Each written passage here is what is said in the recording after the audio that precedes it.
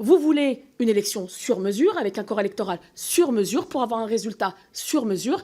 Et c'est bien pour ça que nous sommes contre, parce que c'est un simulacre de démocratie. Depuis plus de 40 ans, la Kanaky Nouvelle-Calédonie chemine sur le fil fragile de la promesse républicaine, celle d'une émancipation négociée, d'une paix conquise et d'un destin commun arraché au tumulte de l'histoire. Mais cette promesse, hélas, se délite à mesure que les gouvernements se succèdent.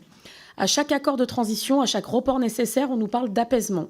En vérité, on ne cherche qu'à différer l'inévitable, le moment où le peuple kanak décidera enfin librement de son avenir. Le projet de loi organique dont nous débattons aujourd'hui n'est pas une main tendue. C'est un verrou supplémentaire pour enterrer l'autodétermination du peuple kanak. Sous le vernis du dialogue, il impose un 3e report des élections provinciales en 2 ans, prétendument pour permettre la mise en œuvre du projet d'accord de Bougival.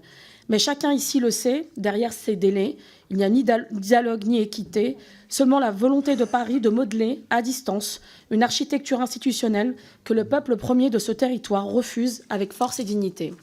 Souvenons-nous, en mai 2024, la réforme constitutionnelle visant à dégeler le corps électoral avait mis le feu au pays. 15 morts, des centaines de blessés, des milliards de destructions, des militants politiques emprisonnés à des milliers de kilomètres de chez eux, dont Christian Tin, emprisonnés en hexagone, comme jadis on exilait les prisonniers politiques, ceux qui réclamaient simplement la liberté.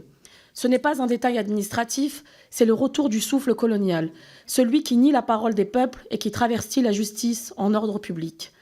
Malgré l'appel au dialogue du FLNKS, malgré le refus du Sénat coutumier, malgré la mémoire encore vive des années de sang et de larmes, l'État persiste et signe. Sous le gouvernement Bayrou, la méthode change, le mépris demeure, avec un projet d'accord de Bougival, signé dans un salon parisien, sans les principaux concernés, et rejeté par ceux-là même au nom desquels il prétend parler. Ce texte invente un État de Nouvelle-Calédonie dans la République, qui en réalité est une fiction institutionnelle et une indépendance d'apparat où la souveraineté reste confisquée. Pourtant, le droit à l'autodétermination est un principe cardinal du droit international. Il figure à l'article 1er des Nations Unies et il est réaffirmé par la résolution 1514 de l'Assemblée générale qui proclame solennellement que tous les peuples ont le droit de disposer d'eux-mêmes. Or, en Kanaky Nouvelle-Calédonie, ce droit est aujourd'hui vidé de sa substance. On ne demande plus « voulez-vous l'indépendance ?» On demande « acceptez-vous la tutelle que nous avons redessinée pour vous ?» La France ne peut pas, d'une main, défendre la démocratie sur la scène internationale et, de l'autre, prolonger une colonisation sous couvert de décolonisation. Elle ne peut pas prêcher la liberté à l'étranger tout en ajournant indéfiniment celle de ses territoires d'outre-mer. L'avenir de la Kanaky Nouvelle-Calédonie ne se décidera ni à Paris, ni à Bougival, mais à Nouméa, à Koné, à Lifou, dans la parole et la souveraineté du peuple kanak. Nous refusons une loi qui prolonge des mandats sans légitimité, qui travestit le dialogue en délai et qui confond la stabilité avec la résignation. Les violences de 2024 ne sont pas un accident. Elles étaient prévisibles, nous vous avions prévenu, et vous avez, comme toujours, refusé d'écouter. La paix véritable ne se décrète pas, elle se construit sur la justice. Et la justice commence par la reconnaissance pleine et entière du droit des peuples à disposer d'eux-mêmes.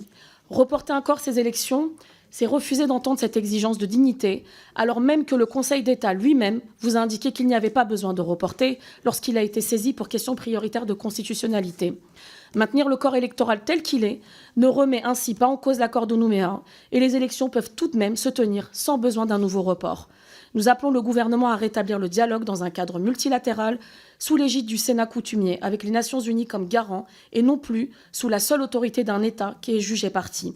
Parce que l'écologie politique, c'est d'abord la souveraineté des peuples sur leurs terres, parce que l'histoire coloniale française en Océanie appelle l'humilité et la réparation, et parce que la République ne sera universelle que lorsqu'elle sera décoloniale. Nous voterons ainsi contre cette loi organique. Je vous remercie.